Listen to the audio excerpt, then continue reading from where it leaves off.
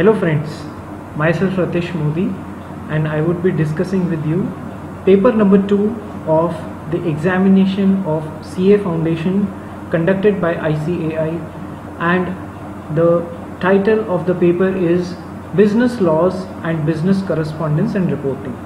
I would be specifically discussing with you the first part of this paper number 2, that is business laws wala segment.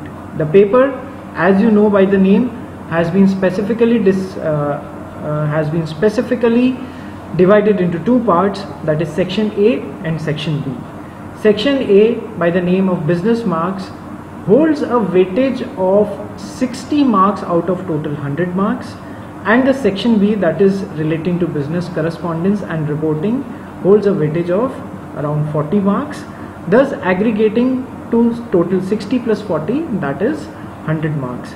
So I would be discussing with you this 60 marks वाला segment with you.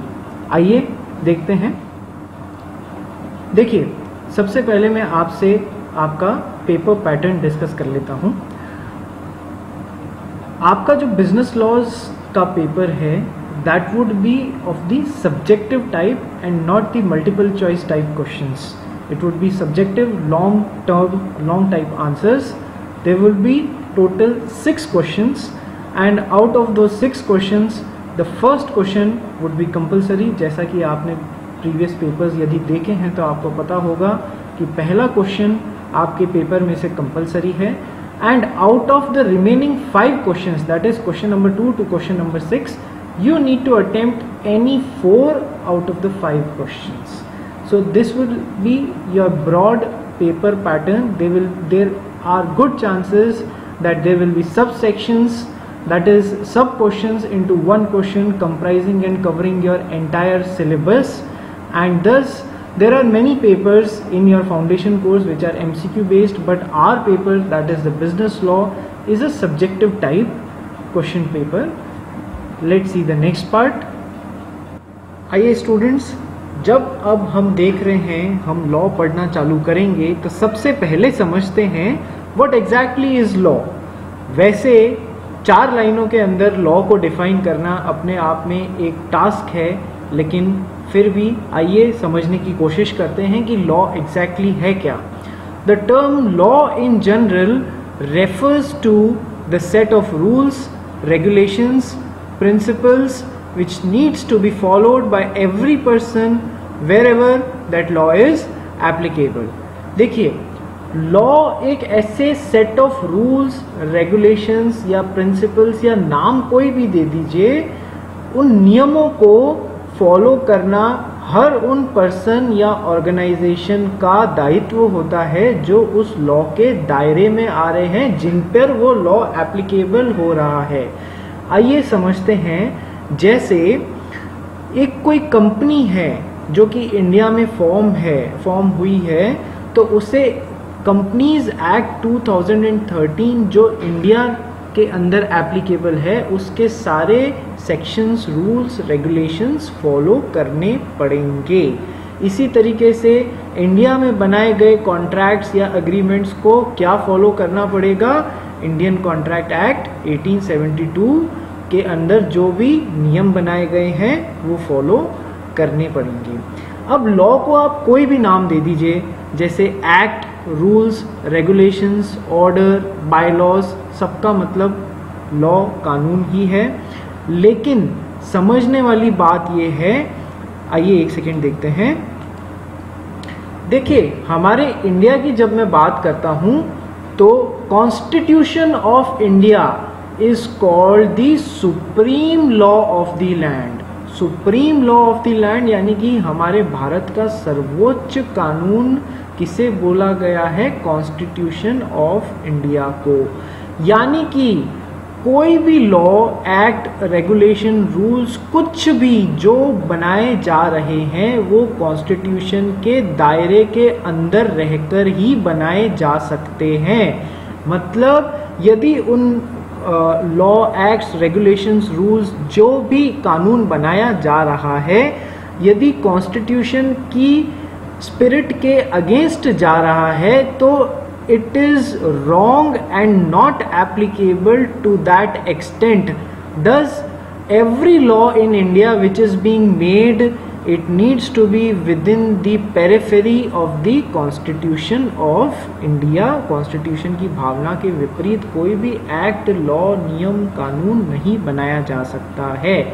Generally जो rules और regulations हैं, वो एक act को subordinate करते हैं, एक एक्ट के अंदर फर्दर रिफाइनमेंट, फर्दर डिफाइन करने के लिए काम आते हैं चीज़ों को या एक पर्टिकुलर स्पेसिफिक टॉपिक को.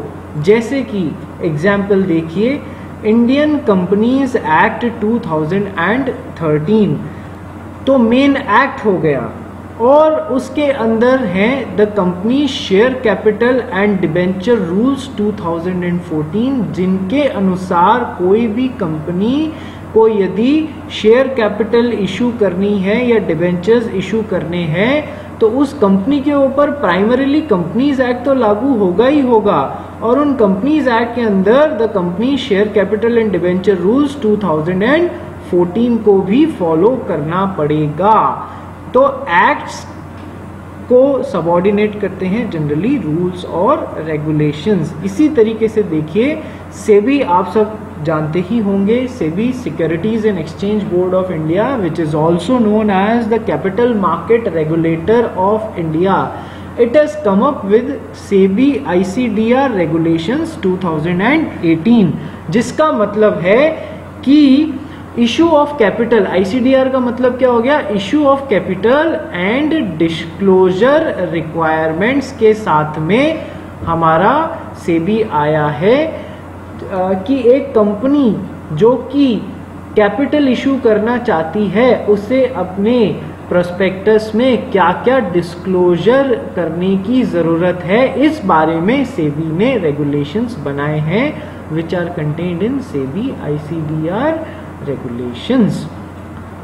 फ्रेंड्स, आप सभी जानते हैं कि हमारी जो कंट्री है India, it is divided into several states and those states combinedly form our country India. तो अब जब कानून बनाने की बात आती है तो क्या वो स्टेट बनाएगा कानून, स्टेट गवर्नमेंट बनाएगी, क्या वो सेंट्रल गवर्नमेंट बनाएगी? यदि दोनों एक ही टॉपिक पे कानून बनाने लग गए तो क्या प्रॉब्लम नहीं होने लग जाएगी? किसका कानून माना जाए और किसका कानून नहीं माना जाए, तो प्रॉब्लम वाली बात हो जाएगी. इसलिए हमारे कॉन्स्टिट्यूशन ऑफ इंडिया ने अपने स्केड्यूल नंबर 7 में 3 लिस्ट बताई है, यूनियन लिस्ट, स्टेट लिस्ट और कॉन्करेंट लिस्ट. यूनियन लिस्ट में वो सारे टॉपिक्स दिए गए हैं जिनके ऊपर सेंट्रल गवर्नमेंट कानून बनाने का राइट रखती है. स्टेट लिस्ट में आपको अब समझ ही आ गया होगा कि वो वाले टॉपिक्स दिए जाते हैं जिन पे स्टेट गवर्नमेंट कानून बनाने का अधिकार रखती है. और कॉन्करेंट लिस्ट में ऐसे टॉपिक्स दिए गए हैं, वो बातें दी गई हैं जिनमें स्टेट और सेंटर दोनों ही मिलकर अपने कानून बना सकते हैं, दोनों का एप्लीकेबल होगा. स्टेट लॉ का एग्जाम्पल देखिए, राजस्थान पुलिस एक्ट 2007, और सेंट्रल लॉज के तो Indian contract act 1872 and companies act 2013 आपको ध्यान होगा. इसी तरीके से देखिए, जब आपको मैं बता चुका हूँ constitution of India is known as the supreme law of the land. जो कॉन्स्टिट्यूशंस में अलग अलग विभिन्न सेक्शंस जिसे बोलते हैं हम, किसी कानून में अलग अलग धाराएं दी जाती हैं, कॉन्स्टिट्यूशन में उनका नाम होगा आर्टिकल्स. जैसे हम बोलेंगे आर्टिकल 1 कॉन्स्टिट्यूशन का ये बोलता है, आर्टिकल 2 ऐसा बोलता है. और इसी तरीके से किसी एक्ट में क्या दिया हुआ होगा, सेक्शंस दिए हुए होंगे. कॉन्स्टिट्यूशन में आर्टिकल्स दिए हुए होंगे, एक्ट में सेक्शंस दिए हुए होंगे. और रूल्स में बोलने की जरूरत नहीं है, रूल्स और रेगुलेशंस में rule number 1, rule number 2, regulation number 1, regulation number 2, अलग अलग चीज़ों के लिए अलग अलग नाम हमने प्रेस्क्राइब कर रखे हैं. अब एक कानून इंडिया में किस तरीके से बनता है ये समझने की चेष्टा कीजिए, कोशिश कीजिए। सबसे पहले एक बिल बनाया जाता है। A bill can be considered as initial stage of an act. देखिए, एक्ट, कानून का जब हम कोई एक्ट बनाते हैं तो सबसे पहले उसका हमें ड्राफ्ट प्रपोजल बनाना पड़ता है कोई नए कानून बनाने के लिए, जिसे हम बिल बोलते हैं। अब एक बार बिल बना लिया, ड्राफ्ट बिल बना लिया, bill is placed in the lower house of the parliament and after discussion once it has been passed the bill goes to the upper house for the approval. ये तो हो गए centre में laws बनने की बात कर रहे हैं हम, और यदि स्टेट होगा तो स्टेट लेजिस्लेचर को यहाँ पर माना जाएगा। And once the bill gets passed by the upper house it is sent to the president for his assent, यानी कि प्रेसिडेंट ऑफ इंडिया उस पर साइन करेंगे। और finally a bill becomes a law, यानी कि act of the land once it has been passed by the parliament and also got its assent from the president. और यदि स्टेट लॉ की बात है तो स्टेट लेजिस्लेचर में पास किया जाएगा और गवर्नर जो उस स्टेट का है उनके सिग्नेचर होंगे प्रेसिडेंट की बजाय। तो this is how broadly a law is made in India. तो हमने समझा constitution is the supreme law of the land. Acts हैं, रूल्स हैं, रेगुलेशंस हैं, अलग अलग नाम है। कॉन्स्टिट्यूशन में हम आर्टिकल्स बोलते हैं, जबकि एक्ट में हम सेक्शंस बोलते हैं, और रूल्स और रेगुलेशंस को उन्हीं नामों से बुलाते हैं। अब नेक्स्ट, आपको ये सब आपको इसलिए बताया गया है क्योंकि आपको जो लॉ पढ़ने हैं, for example the Indian contract act, the sale of goods act, Indian Partnership Act, the Limited Liability Partnership Act and the Companies Act, तो आपको पता होना चाहिए कि जब हम कानून पढ़ने जा रहे हैं what is the basic meaning of law. हमें वकालत नहीं करनी है, हम कोई एडवोकेट नहीं बन रहे हैं, बट हमें बेसिक मीनिंग ऑफ लॉ जरूर पता होना चाहिए। यदि मैं आपसे बिजनेस लॉज के पेपर की बात करूं तो आपको मेजरली 5 लॉज पढ़ने की ज़रूरत है। That is you need to understand and read 5 laws.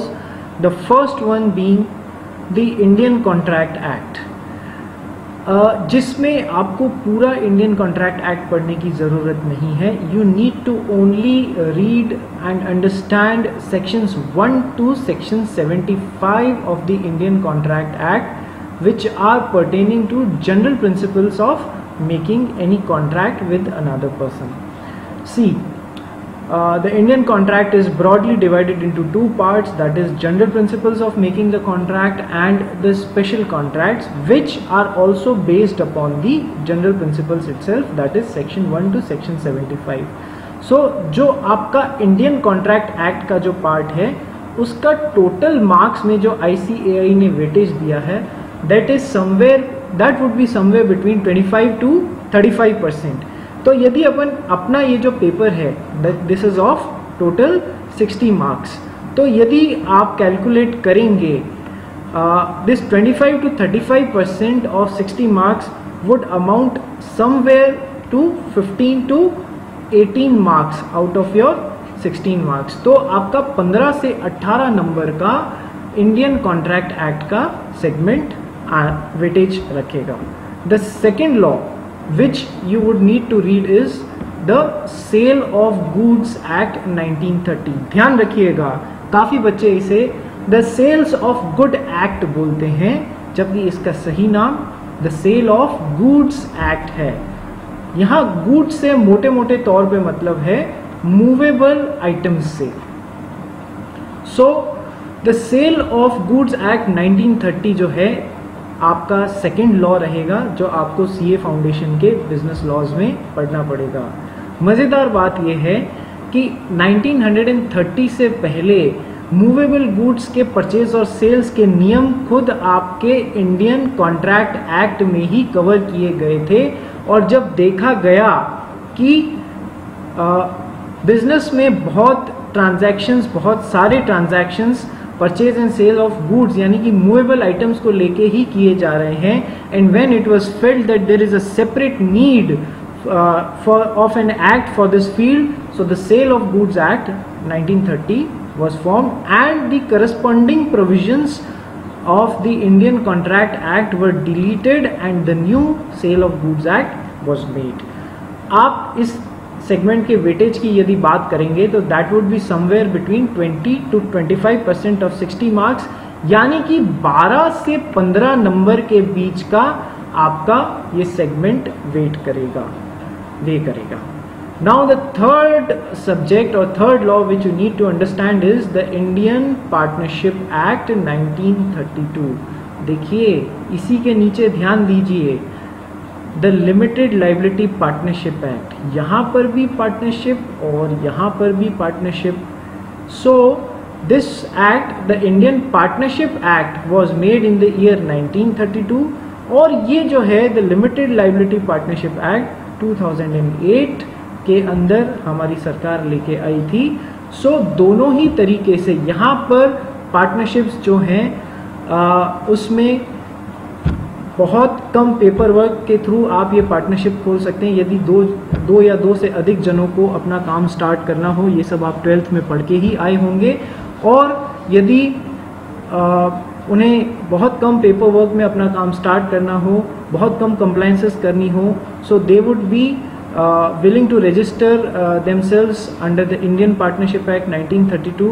और यदि उन्हें कंपनी की कुछ बेसिक जो एडवांटेजेस होते हैं उनका भी साथ में फ़ायदा लेना है और पार्टनरशिप का भी फ़ायदा लेना है, सो सरकार ने इन द ईयर 2008 ये देखा कि लोगों को कम कंप्लायंसेस में ज़्यादा फ़ायदा कैसे देना, इसलिए लिमिटेड लाइबिलिटी पार्टनरशिप एक्ट 2008 भी लेके आया गया.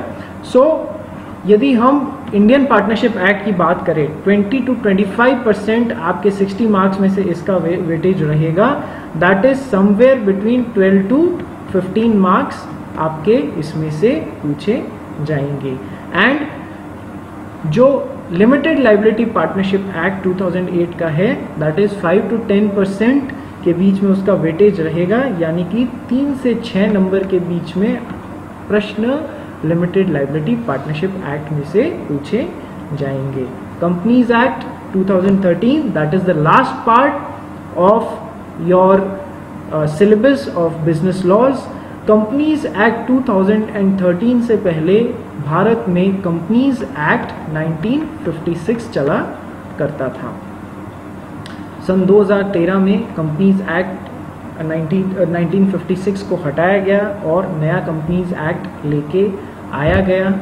तो आपको कंपनीज एक्ट 2013 के सारे सेक्शंस नहीं पढ़ने हैं. बेसिकली जब आप देखेंगे अपना चार्टर्ड अकाउंटेंसी का कोर्स उठा के, आप ये देखेंगे कि आपको कुछ सेक्शन, थोड़ा पार्ट कंपनीज एक्ट का फाउंडेशन में पढ़ना है, थोड़ा सीए इंटर में पढ़ना है और थोड़ा सीए फाइनल में पढ़ना है. द कंपनीज एक्ट आपका पीछा पूरे सीए कोर्स के दौरान नहीं छोड़ने वाला है और तो फाउंडेशन से ही आपको इसकी शुरुआत करा दी गई है. तो अब आप टोटल वेटेज की यदि बात करें तो so the most important segment would be your first 3 part, that is Indian contract act, sale of goods act and Indian partnership act.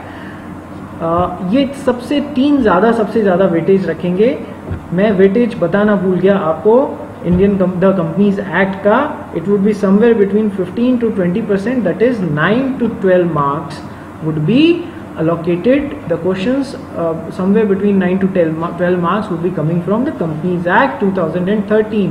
तो सबसे ज़्यादा वेटेज जो है आपके पहले 3 एक्ट्स का रहेगा. नंबर 4 पे कंपनीज एक्ट एंड नंबर 5 पे LLP एक्ट का रहेगा. लेकिन इसका ये मतलब नहीं है कि आपको नंबर 4 और नंबर 5 पे कम ध्यान देना है. आपको पूरे सब्जेक्ट पे इक्वली ध्यान देना है. देखिए एक बात और मैं आपको बताना चाह रहा था, जैसे कि अपन जो सब्जेक्ट लॉ का पढ़ रहे हैं सीए फाउंडेशन में, that is known as business laws. There are various laws in India, various branches of laws rather in India, like the first one is civil law, another is criminal law, the third one is constitutional law, जो कि constitution से deal with करेगी. The next one is international law, and the fifth one is business law. So these are various branches. Business laws को mercantile laws भी बोला जाता है. Mercantile laws या business laws, as the name itself indicates, those laws which are pertaining towards doing the business. तो अब business से related laws ही आपको सीए फाउंडेशन में पढ़ने हैं. क्या कारण है कि एक चार्टर्ड अकाउंटेंसी कोर्स में आपको लॉ पढ़ाया जा रहा है? जरा सोच के देखिए. आप बनने तो चार्टर्ड अकाउंटेंट चाह रहे हैं, लेकिन उसमें लॉ पढ़ाने की ज़रूरत कहाँ पड़ गई आपको? देखिए, यदि आप बिना लीगल सिस्टम को जो कि बिजनेसेस पे अप्लाई होता है उसे बिना समझे हुए आप किसी फर्म में आप एक चार्टर्ड अकाउंटेंट या फिर एक मैनेजर जैसे अपॉइंट हो रहे हैं, so you would become a handicapped chartered accountant or a manager if you are not having the proper knowledge of the laws pertaining to your business. किस तरीके से कॉन्ट्रैक्ट बनाना है, क्या आप एक माइनर के साथ में अपनी फर्म के बिहाफ पे कॉन्ट्रैक्ट बना सकते हैं, कॉन्ट्रैक्ट बनाने के क्या क्या नियम हैं, चीज़ों को बेचने और खरीदने के क्या क्या नियम हैं. पार्टनरशिप यदि आप कोई बना रहे हैं तो उस पार्टनरशिप के ऊपर क्या रूल्स एंड रेगुलेशंस लगेंगे. यदि आप एक कंपनी का फॉर्मेशन कर रहे हैं तो फॉर्मेशन, इनकॉर्पोरेशन से लेके वाइंडिंग अप तक का उसका ध्यान किस तरीके से रखना है. यदि आपको इन सब बातों का नॉलेज नहीं होगा तो आप एक हैंडीकैप चार्टर्ड अकाउंटेंट या बिजनेस मैनेजर बनेंगे.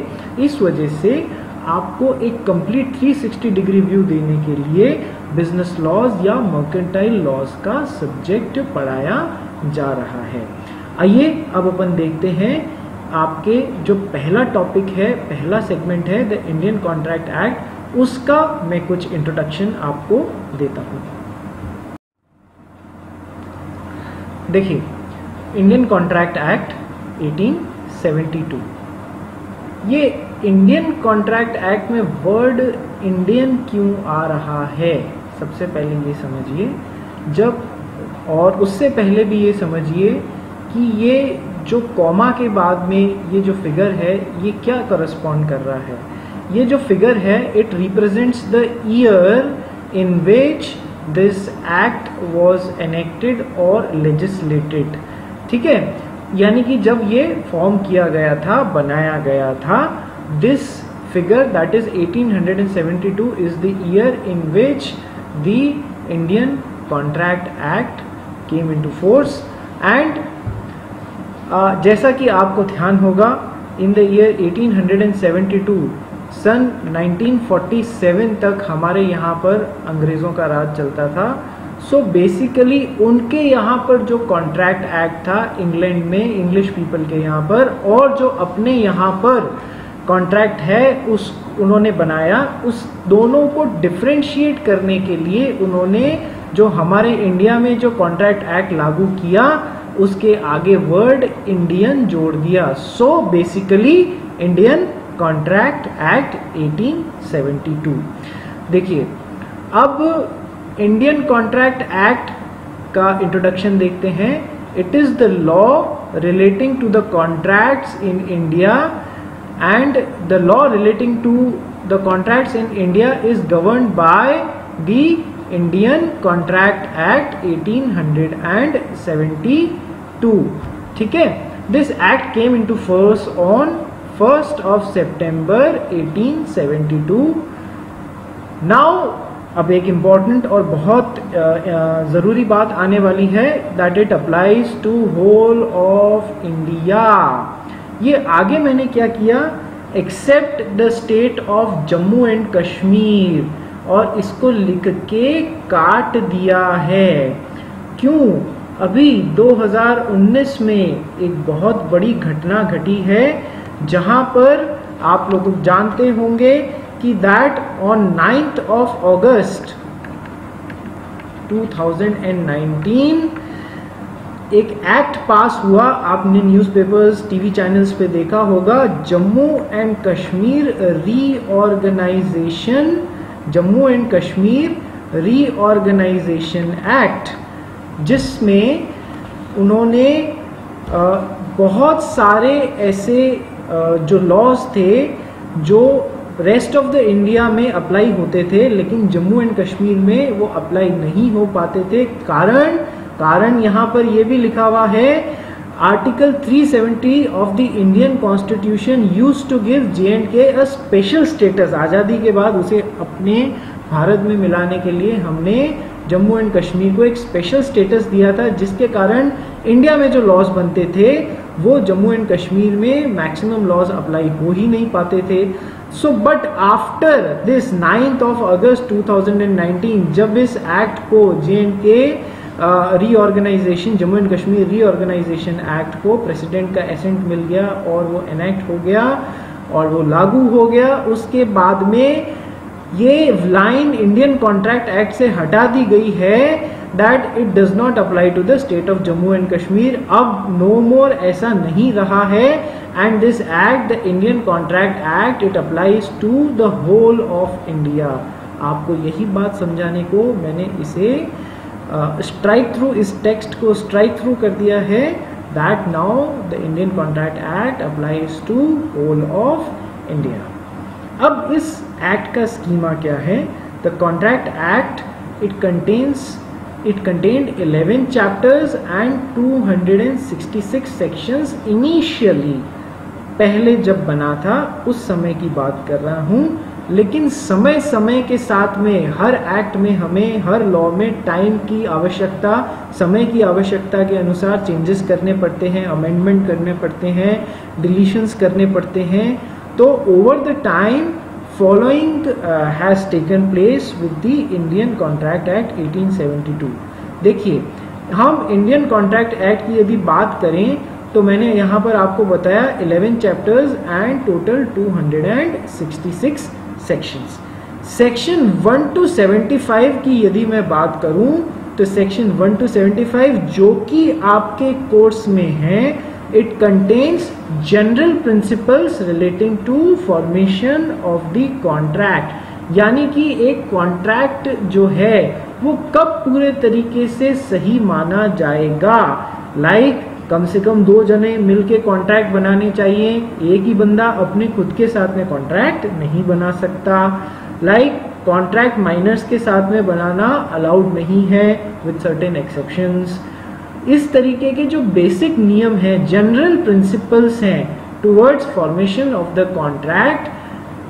यदि कॉन्ट्रैक्ट पूरा नहीं हुआ तो डैमेजेस वगैरह वसूलेंगे या परफॉर्मेंस करवाएंगे, क्या नियम है, ये सारे जनरल प्रिंसिपल्स दिए हुए हैं section 1 to section 75 of the Indian contract act में। आपके जो पहला सेगमेंट है कोर्स 5 पार्ट में से पहला पार्ट यही है।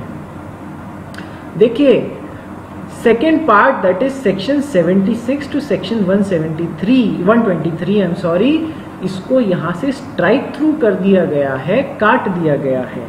तो नीचे देखिए details, these sections were repealed मतलब deleted from the Indian contract act. So these sections were repealed by sale of goods act 1930 from the Indian contract act. जब देखा गया कि बिजनेस में कॉन्ट्रैक्ट बनाने के जो ट्रांजैक्शंस हैं वो बहुत सारे मूवेबल आइटम्स को की खरीद फरोख्त के लिए, खरीद और बेचान के लिए ही बनाए जा रहे हैं, जब ये अपने आप में मूवेबल आइटम्स को खरीदने और बेचना एक स्पेशलाइज्ड फील्ड जैसे डेवलप होने लगी, जब इस बात की नेसेसिटी को महसूस किया गया कि ये अपने आप में एक फील्ड है और इसको एक अलग लॉ के रूप में नया एक्ट बना देना चाहिए।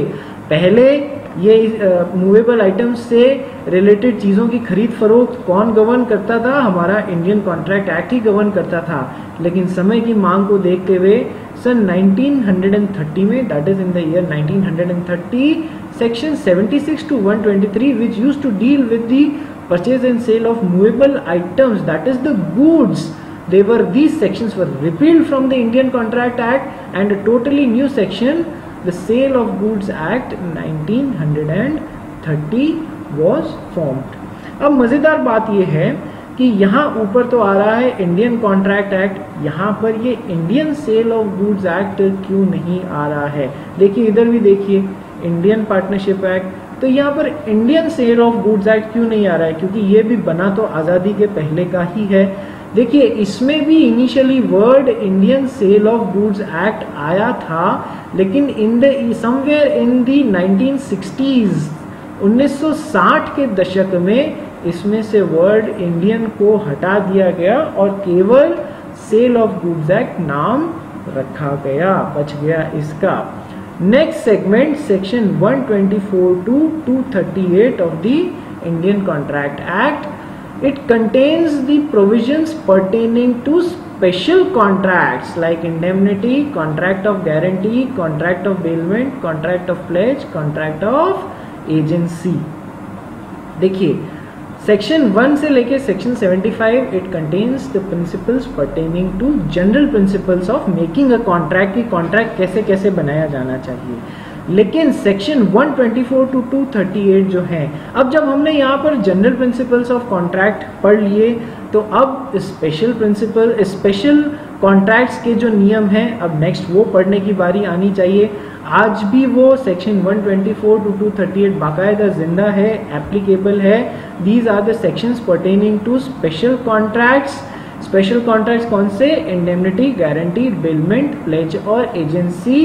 लेकिन ये आपके सीए फाउंडेशन के कोर्स में नहीं है, ये आपके सीए इंटर का पार्ट बनाया गया है। लेकिन इन्हें पढ़ते वक्त आपको ये सारे प्रोविजंस को ध्यान में बाय हार्ट लर्न होने चाहिए, तो ये आपको बहुत आसानी से समझ में आएगा। And the last part that is section 239 to section 266, it used to govern the partnership. Partnership क्या है? 12th में पढ़ के आए होंगे। Partnership is basically a contract between two or more partners which govern their mutual rights and obligations और formation से लेके पार्टनरशिप तक खत्म होने तक।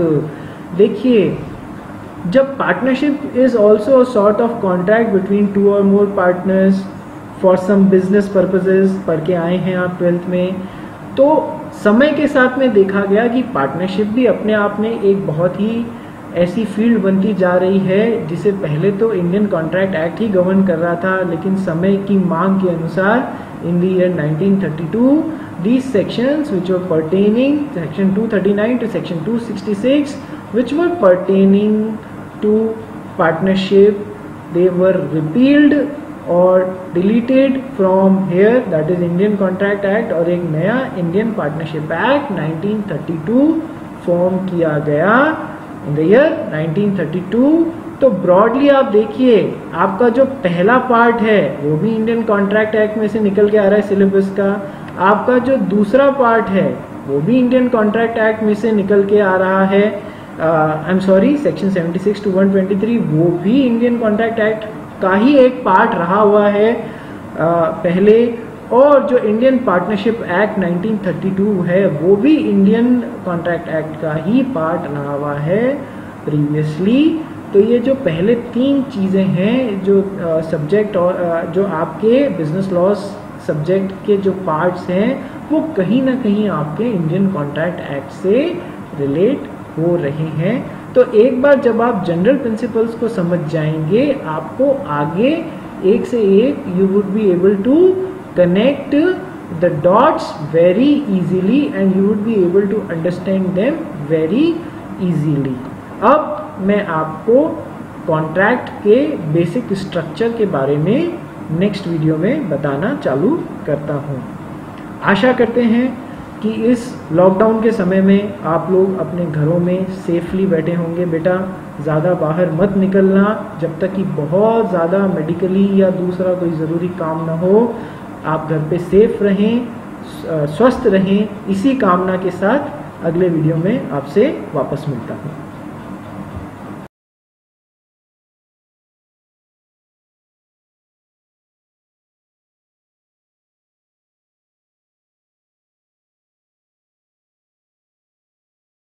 को उन्हीं नामों से बुलाते हैं। अब नेक्स्ट आपको ये सब आपको इसलिए बताया गया है क्योंकि आपको जो लॉ पढ़ने हैं, for example the Indian contract act, the sale of goods act, the Indian partnership act, the limited liability partnership act and the companies act, तो आपको पता होना चाहिए कि जब हम कानून पढ़ने जा रहे हैं what is the basic meaning of law. हमें वकालत नहीं करनी है, हम कोई एडवोकेट नहीं बन रहे हैं, बट हमें बेसिक मीनिंग ऑफ लॉ ज़रूर पता होना चाहिए।